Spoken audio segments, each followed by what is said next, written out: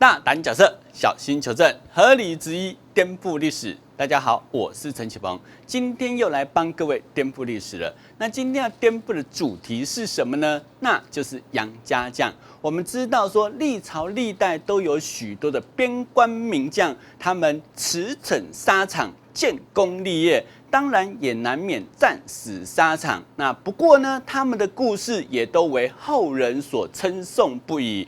那在历朝历代之中，最脍炙人口的莫过于杨家将的故事。所以在《杨家将演义》里面有提到许多可歌可泣的情节，像譬如说老令公杨业血溅李陵碑，还有杨家抗辽妻子去一人回，还有穆桂英挂帅大破天门阵，还有12寡妇西征再战金沙滩。那这些故事到底是否属实，跟真实的杨家将是否是一致的呢？那这就是要今天好好帮各位来说上一说的。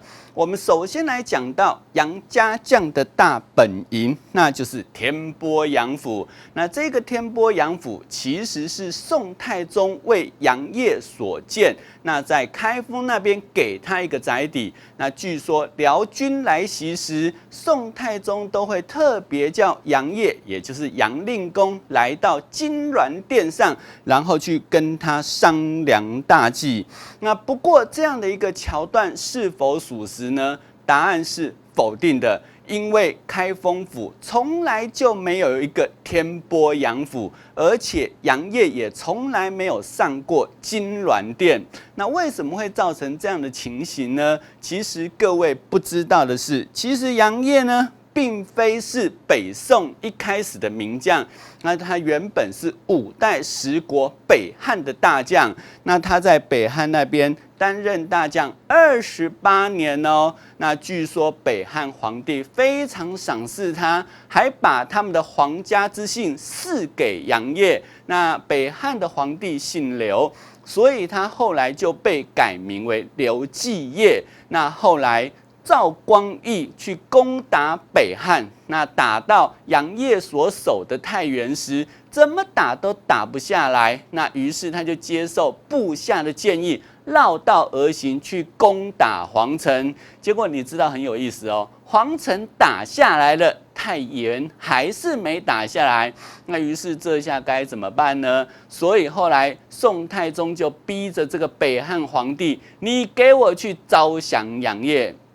那北汉皇帝过来去见杨业之后，杨业一看自己的老上司北汉皇帝都过来招降了，我再继续坚持有什么意义呢？所以据说他痛哭不已啊，北面再拜而降。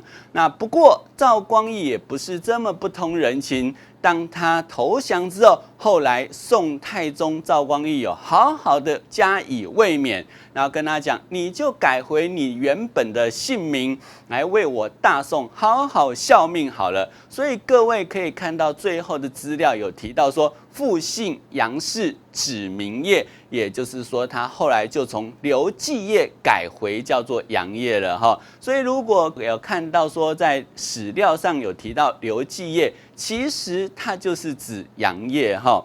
那杨业投降大宋之后，后来被赋予重任，就是镇守雁门关。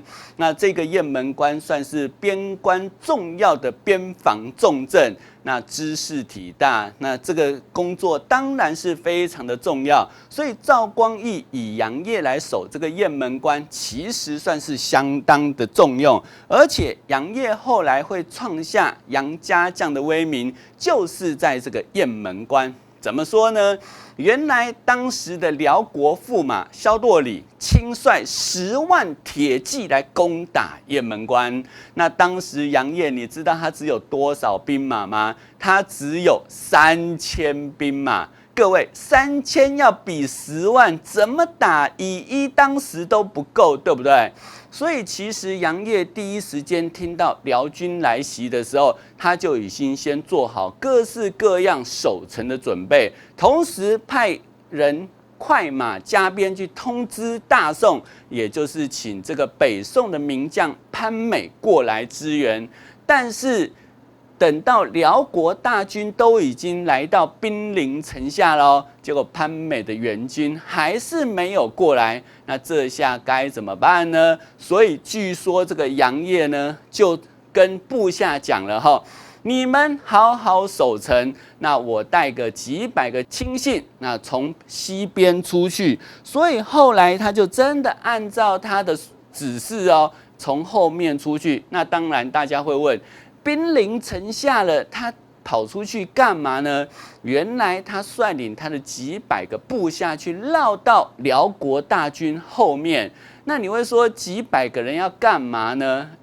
这个杨业是有它的作用的。他在绕到辽军后面之时呢，先跟他的部下讲：你们去给我砍几根竹子，那砍完之后绑在马尾上。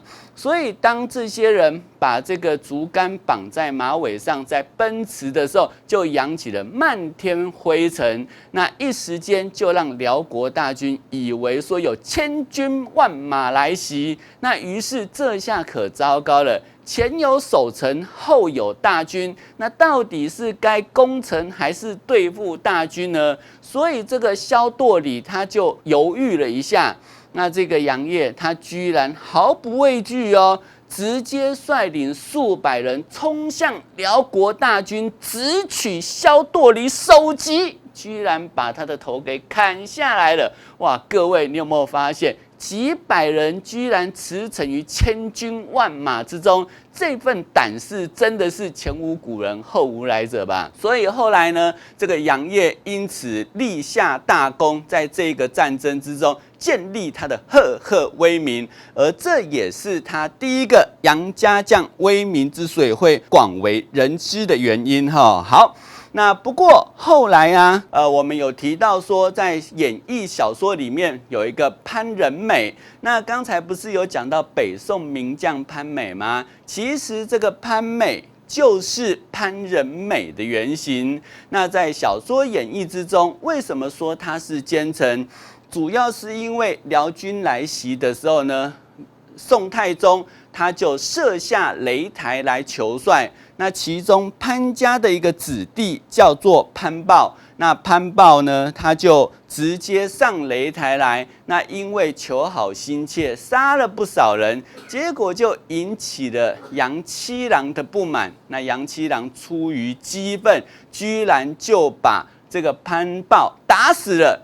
打死了之后，才引起这个潘仁美的不满。那于是呢，设下计谋要陷害杨业。那这是小说演义的情节，通通都是虚假。那这个潘美，其实各位所不知道的是，他的功劳可大着是北宋开国名将。而且他的功劳比杨业还大，怎么说呢？我们来看看，他一开始就参与过陈桥兵变，也就是他是一开始就扶持赵匡胤的那些名将，而且陆陆续续他征江南、遂降城、击北汉、占太原、抵辽军。各位你看看这样的一个功劳有没有称得上战功彪炳呢？那既然如此，应该会是一个忠臣才对，怎么到小说演义里面变成是奸臣呢？好，那这就要讲到一场战役。那这一场战役就是当时辽军来袭。那辽军来袭的时候呢，那个杨业他们的西路军主要目的呢是要保护各州人民退守内地。那于是杨业就提出了一个计策，叫做声东击西。那潘美也同意。不过这个时候的监军叫做王生。那这个王生呢，就激这个杨业说：计策是你提出来的，那要诱使辽国大军来到这个地方，要设下埋伏的话，你要负责哦。那杨业说没有问题，我负责。所以就变成是潘美跟王生的部队设下埋伏，然后由杨业的部队负责引诱辽国大军来到这个地方，叫做陈家谷。所以后来打的这一场战役叫做陈家谷战役。那杨业确实有达到他们原本协议好的策略，就是把大军一路引过来陈家口，但是没想到他真的把大军引到陈家口喽，结果该出来接应跟突袭的援军却一支也没有出来。那这到底是怎么回事呢？原来当时的监军王生急于求功，那居然就擅离防地，那想说自己先找一个地方来突袭，哪知道他的部队来到了他觉得可以突袭的地点，一看，哇，辽军这么多，我怎么打得下来啊？所以后来他居然就逃跑了。主帅率军逃跑，你说底下的将士敢不听吗？结果等到杨业引诱大军来到陈家谷这个地方，就孤军奋战了。于是就不得已变成是由杨业去面对辽国所有大军。那当时在演义小说里面说他血溅李陵碑，因为据说李陵也就是在这个地方兵败被俘。那不过呢，真实的正史是他后来力战被俘。被抓了之后，当时的辽国萧太后还特别来见他，要招降杨业。那据说这个杨业就是不肯，然后3天之后绝食身亡哈。所以这也就是大家会对杨业寄予无比同情的原因。那照这样子来看，我们要问害死杨业的人是谁呢？应该是监军，对不对？他是罪魁祸首。可是有人就讲啦，潘美也有责任。为什么呢？因为当时如果潘美据理力争，坚持要固守防地的话，那这样子杨业可能不会孤军奋战，对不对？好。就是因为这个王生的关系，结果害得潘美不敢坚持，所以有人认为说，因为潘美没有据理力争，所以也是有责任就对了。所以后来在小说演绎之中，才会把潘美变成是奸臣潘仁美的形象，那于是就留下千古臭名。那我个人认为潘美这一下来真的是无辜啦，因为他真的没有害死杨业的意思，只是拗不过他的上司，也就是监军王生。那不过却因此背上了这个奸臣之名，你说他有没有算是真的无辜？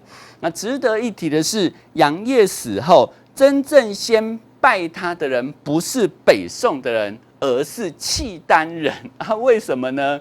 原来当时他绝食而死之后，萧太后先是把他的首级砍下来，传遍辽军，那也就是犒赏你们的功劳。可是这样子做完一轮之后呢，心中又觉得非常的惋惜，因为如此英雄了得的名将，居然就这么死了。他觉得应该要无比的崇敬才对，所以他后来就在北京古北口这边替杨业建了一个庙，叫做杨无敌庙。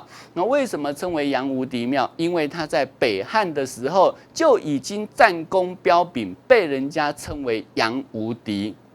所以在这边为他建庙，才会把它称之为杨无敌庙。而他之所以会建在古北口这个地方，也是有原因的，因为从北宋要出使到辽国中间的必经之地就是古北口，所以所有往来于辽地跟北宋之间的所有人，看到这边曾经出过一个如此忠烈的英雄，那就是杨业哈。所以我想这个庙建好之后，杨业虽然兵败被俘，后来因此绝食身亡，但是我想杨业心中应该也是颇感安慰吧，在九泉之下哈。好，那讲完了杨业之后，那接下来我们就来讲下一个人，那就是杨家将的第2代杨延昭。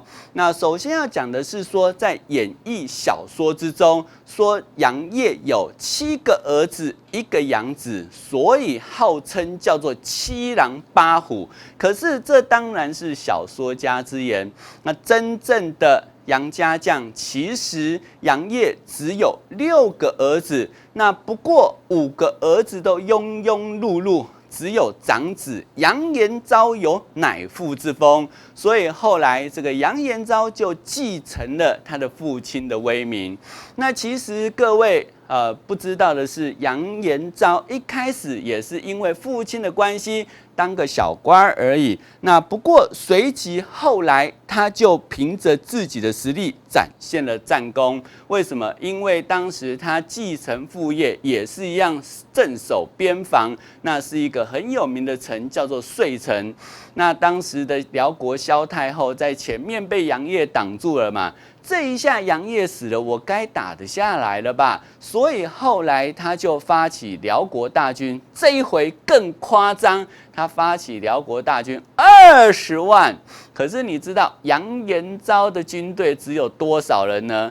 对不起，只有4000人。各位，4000比20万，那是不是比他的爸爸所遭遇的局势更为严峻，对不对？所以同样，杨延昭一听到辽国大军来袭，就首先做好各种防御工事，而且他也发起城中百姓来一起守城。那这个辽国萧太后派这个20万大军，满以为可以手到擒来，我来攻城是之前雁门关的2倍，这下还打不下来，这实在说不过去吧？嘿，说也奇怪，真的打不下来。所以后来辽国的萧太后非常之火大。打不下来是吧？好，没关系，我起出重装备，那就是投石机。那据说他就用这个投石机投巨石去打这个城墙，结果那个城墙被打的是七零八落、坑坑巴巴，眼看即将要城破喽。就在这个时候，天黑了。那天黑了就那个鸣金收兵，那决定隔天再战，他要一举攻城。结果就这么一个晚上，就让杨延昭想到守城之法。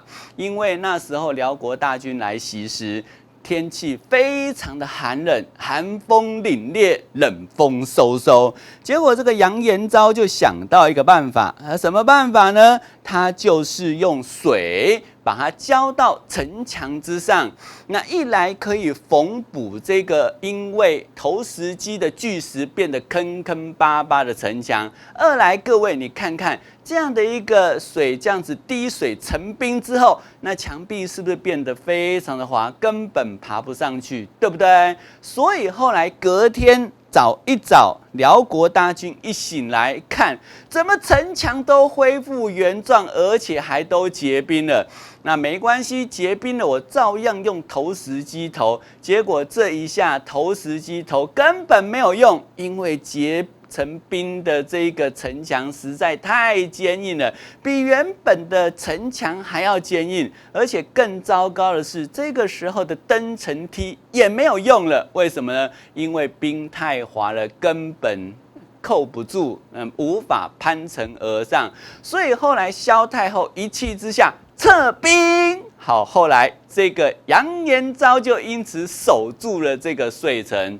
那也因为他是用滴水成冰的方法把这个城守下来，所以后世也给他一个名号，叫做铁遂城。各位听到这一招，有没有觉得真的是很厉害？有没有？好，不过杨延昭为人所知的不只是铁遂城这个外号，他还有一个外号叫做杨六郎。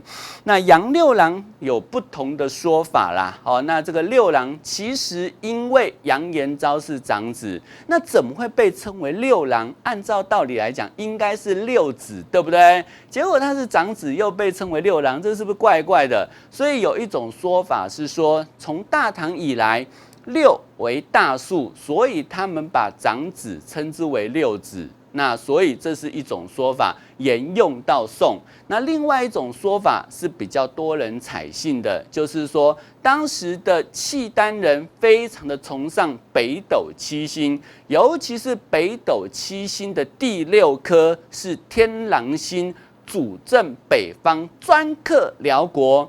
那契丹人认为，这个杨延昭居然在遂城大战让20万大军铩羽而归，那就是因为他是天狼星转世，我们才会打不赢哈。所以后来才会把杨延昭称之为杨六郎。但是无论这个六郎的名号由来为何，可以肯定的一点就是杨延昭把他父亲所创下杨家将的威名再创一个高峰，各位有没有？好，那讲完了杨延昭之后，那接下来我们就要讲到杨家将的第3代，那就是杨文广。那杨延昭有3个儿子，那其他2个儿子庸庸碌碌，就唯独这个杨文广还蛮像样，一样有乃父之风，算是将门虎子。那他一开始也因为父祖的余荫，在宋朝当个小官，不过没有多久，他就用战功来表现自己的实力。那首先，他是跟着余界来镇守陕西张海鸡鸣起义，后来被派去利弊逐城，抵御西夏有功。后来又调任定州路马步军副都总管抗辽，那也就是他最后是抵抗辽国人，也就是契丹人就对了哈。那不过很可惜的是，他并没有像他的父亲跟祖父一样有一战成名的功业。我们前面有提到啊，杨业他其实是用竹子的那种虚兵之计来去破那个辽国大军，而杨延昭则是用滴水成冰的遂城来抵抗辽国进攻。可是这个杨文广没有，那或许是受到当时花钱买和平的税币政策影响啦。不过杨文广在民间反而成为一个收妖伏魔的神人啊！怎么说呢？因为在民间传说之中，那北宋初年妖魔横行，那所以杨文广奉皇帝之命四处收妖啊，所以他到处去收这个妖精。然后他后来有一天听到大南山出现明经，那于是他就率领他的部下到大南山去。那这个大南山的明经听到了消息喽，就想要跑，可是他那时候大腹便便，即将临盆，那跑也跑不远，法术也使不出，那这下该怎么办呢？所以他后来看到这个大南山下的卖货郎，他就灵机一动，幻化成人形，那变成一个是大腹便便的孕妇，那跑去跟这个卖货郎求救说：“哎呀，有歹徒要来抓我，能不能让我在你的担子里躲上一躲？”啊，那个卖货郎看她是一个女孩子，又大腹便便，就起了恻隐之心，说好没有问题，所以后来就让她躲在担子里面了。没有多久，官兵过来咯，官兵见到这个卖货郎，劈头就问：“你有没有看到明经啊？”这个时候，卖货郎心里一惊，难道我刚才收容的女子是明经吗？正在不知道该怎么回答的时候，官兵才不等他回答，直接就掀他的担子的盖子来看看，结果就发现明经躲在里头。有明经那时候被一下就已经分娩出来了，结果连他的卵都不顾哦，先跑再说。结果这个跑还是没有躲过一劫，因为后来他跑的方向正好就是杨文广过来的方向，所以杨文广不费吹灰之力就把他抓到了。那我们要问啊，留在这个担子里面的这个明卵呢？后来孵化了，孵化之后就变成是专吃水稻的鸣虫了哈，所以当地的百姓一提这个鸣虫，就会想到杨文广收妖的故事哈。那我个人是认为，杨家将的威名赫赫，但是到了杨文广的时候，却没有足以称道的战功，所以人们才会把他演化成民间这种降妖伏魔的神人，好来延续杨家将的威风。那不知道各位是否认同这样的一个讲法哈？好，那所以像现在的庙里面还有所谓的杨府7000岁，而他们最重要的目的一样，也是为了要降妖伏魔哈，所以有时候有什么妖精作怪的话，有妖魔鬼怪，都会请这个杨府7000岁一起出巡去镇压。好，那再接下来我们要讲到演义小说之中，还有一个杨家将叫做杨宗保。那这个杨宗保，据说在演义小说之中说是杨业的儿子。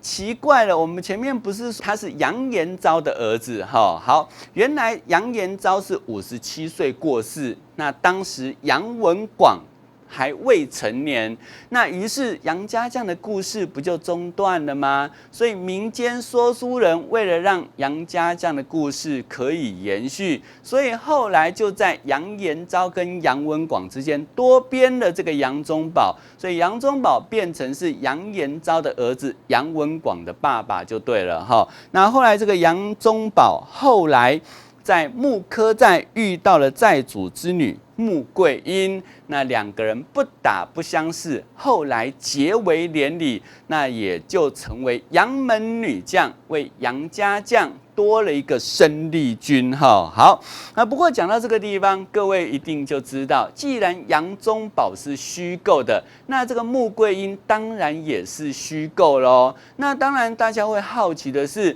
那这个穆桂英有没有历史原型呢？那就目前现有资料来看，没有哪个巾帼英雄的遭遇是跟穆桂英相似的。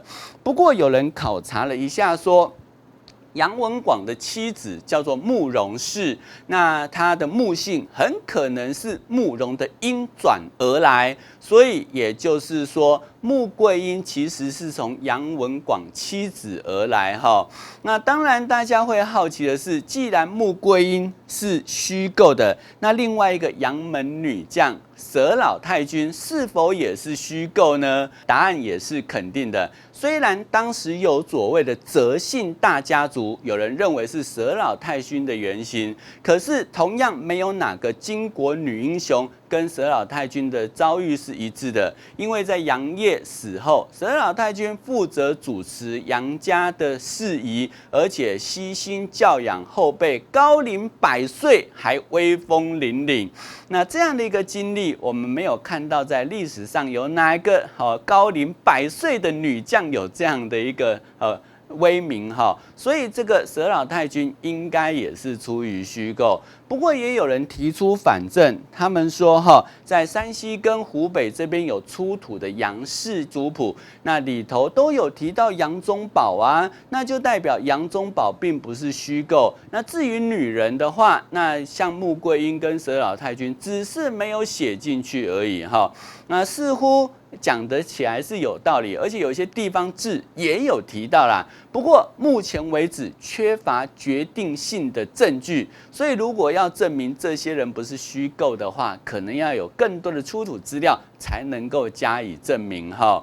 那当然大家会好奇的是，既然杨家将没有那么多虚构的人物跟那么多的虚构情节，那杨家将故事是怎么编到这种地步的啊？那其实是有原因的。北宋初年，杨家将的威名就已经非常的风行天下，所以至少到北宋中期，杨家将故事就已经广为人知。像欧阳修在他的文集里面就有特别提到季业、延昭父子皆为名将，其智勇好无敌。那后面这2句话是什么意思呢？是说天下之事乃至百姓生民，都能够对他们的事迹侃侃而谈，那就代表着杨家将的事迹至少到北宋中叶的时候就已经广为人知了哦。然后苏辙也曾经写过一首诗，叫做《过杨无敌庙》。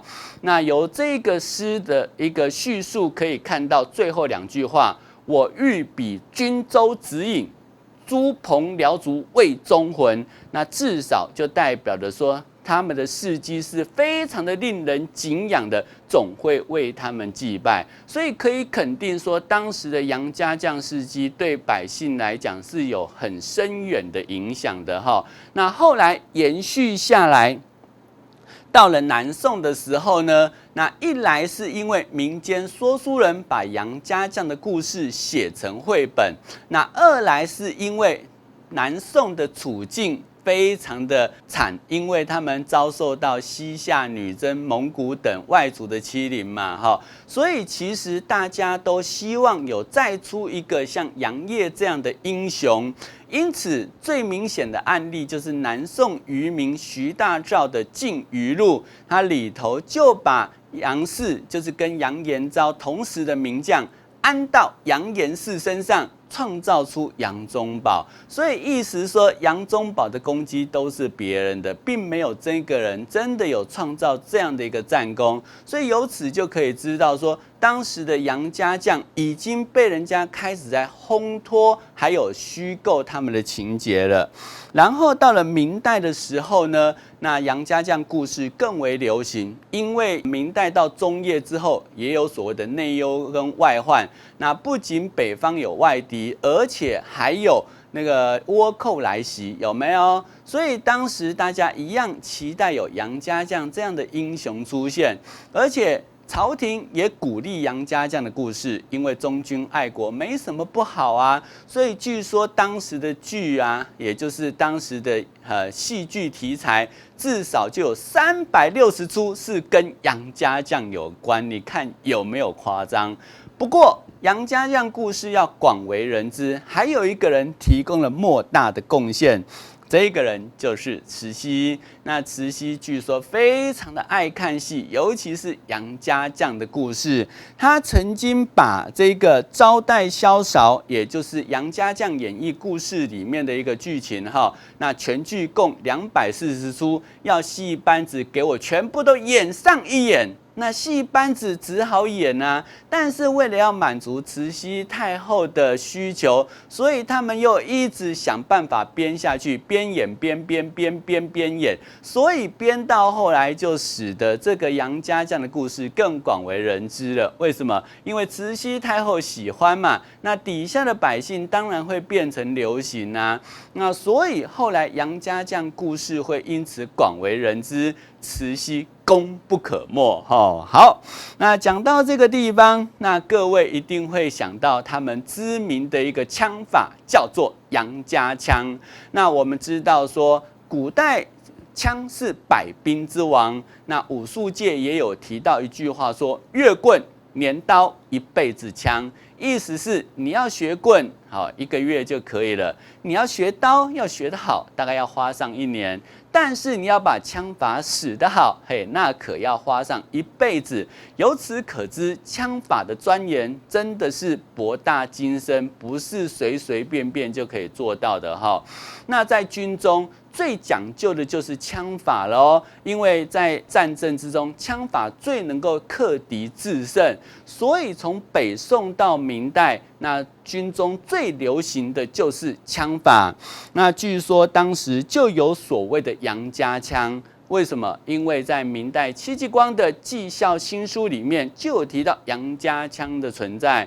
他说：“枪法之传始于杨氏，谓之曰梨花。天下尚胜之，变幻莫测，神话无穷。”所以由此可以看得出来说，这个杨家枪法最早称之为杨家梨花枪，而且它非常的深奥。那据说后世很少能够得到奥秘者。那另外，在那个明代的兵书正纪里面也有提到说，马家枪、沙家杆子、李家短枪各有其妙，而天下无敌者，为杨家梨花枪法也。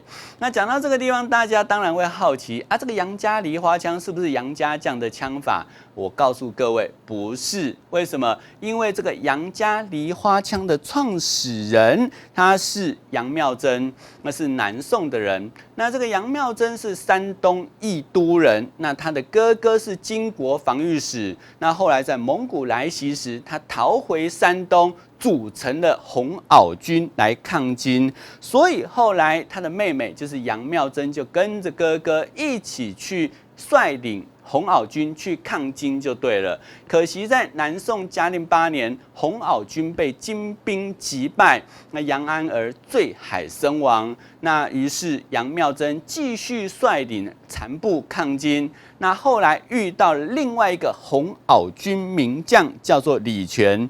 那据说2个人还打了个一架。那杨妙贞飞马直枪，就是把他手中的枪插到土里面，深入1尺，结果能够使50斤铁枪的李全居然下马拔不起来，哇！这下真是不简单，所以他后来甘拜下风，再三求婚。后来杨妙贞答应了，后来2个人就结为连理了哈。那2个人结为连理之后，继续抗金。可惜的是，后来李全的哥哥被杀，那后来李全因此叛宋，攻打扬州，后来在扬州兵败被杀。那不过这个消息后来传到杨妙贞那边的时候呢，杨妙贞很感慨的讲了一句话，说：“20年梨花江，天下无敌手。今世事已去，撑住不行。”那也就是说，在杨妙贞的这句话，就代表着说是杨家枪第一次在史料上出现。可是，如果杨妙贞的这一番话说的是实情的话，那就出了个问题。为什么呢？因为照此推算，他已经有20年杨家梨花枪的威名，那是不是他最一开始的时候学到这一套枪法是20来岁？20来岁的女孩子怎么有可能自创武功？所以后人都认为说，其实杨妙贞的这一套杨家梨花枪是她的祖传绝艺，只是在她的父祖辈没有很知名，到了杨妙贞的时候才广为人知。那为什么杨妙贞的时候会广为人知？因为她率领红袄军去四处征战嘛。那为了要打赢，所以她也把自己的这一套枪法交给他的手下，而他的手下又交给他们的同袍，所以至少到明代初年的时候，杨家梨花枪就已经威名赫赫，在军中非常的流行。可是因为实在是不好学啦，所以据说到明代中叶的时候，杨家梨花枪在民间基本上就已经失传了。那后来再加上杨家将的故事广为人知，就被人家移花接木，变成是杨家将的杨家枪法了哈。所以在这里，我也替杨妙贞说个一句公道话，就是这个杨家枪法不是杨家将的哦，是我杨妙贞的哦。那也为他的一个杨家枪始祖的名号做一个辩证。好，那讲到这个地方之后呢，接下来我们要讲到的就是薛家。为什么要讲薛家？因为历朝历代类似这种一门忠烈的，不是只有杨家将啊，还有一个也蛮有名的，那就是大唐的薛家将，那就是薛仁贵的故事。那不过讲到薛仁贵的故事，大家一定又会想起另外一个人，叫做薛平贵。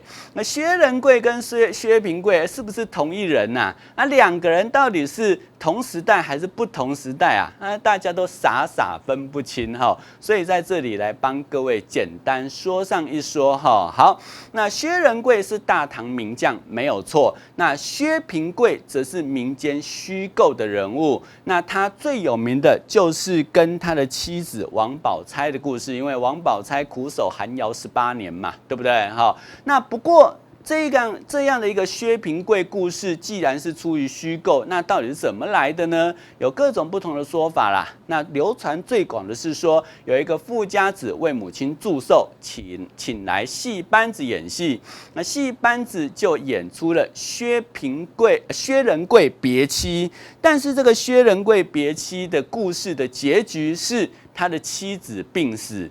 那据说这个富家子的妈妈看了非常的难过，就因此病倒了哦。那富家子因此要求戏班子，你给我改戏，把它改成大团圆。可是戏班子说这是主制，不能乱改，不然我帮你另外编一出戏好了，就变成是薛平贵别妻。所以各位就是从薛仁贵为原型，那后来改编成薛平贵别妻，结果这一边反而大受欢迎，所以后来就变成广为人知了。而我们来看看里头的内容，它其实包含了很多的内容跟人物，像它的人物有包括薛仁贵、李温、李嗣源、石敬瑭、朱佑樘，还有石廷贵、洪承畴等事迹。而它的故事情节也包括了春秋时代的赵氏孤儿、明末的挺级案跟小说杨家将的影子。所以这样的一个薛家的故事，薛平贵的故事，其实是来自民间不同的说书人在不同时候穿凿附会编织而成的结果。那不过也怪不得这些民间说书人，因为这个薛仁贵也真的是英雄了得。据说他自幼家贫，务农为生。那后来他就想要把自己的祖坟改葬，看能不能让自己的运势变好。这个时候，他的妻子对他讲啦：“夫有高士之才，要须玉石乃发。”意思就是说，你要得到天时地利人和啊！今天这个天子正在征辽东，也就是去征高句丽啊，你何不去上战场？搞不好因此建功立业。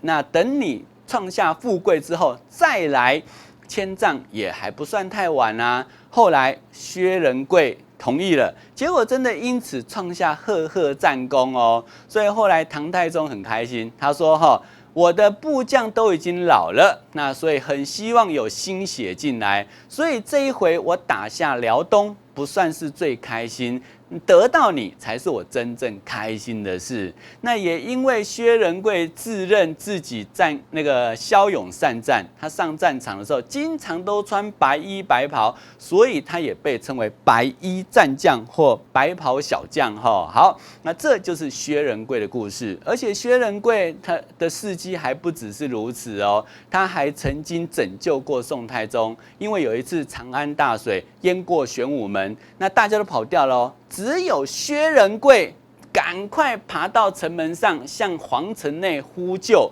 说：“哎呀，这个大水来了，请皇帝赶快跑啊！”所以后来唐高宗听到消息之后，才赶紧离开。那因此事后他还特别有提到说：“还好有你，才让我免于被水淹。我从这个时候才知道，我有这么好的一个忠臣，还特别赐他一匹御马。”好，那所以这个故事也听来也还蛮特别的哈。不过薛仁贵比较令人有争议的地方是，他的性格上也有缺陷。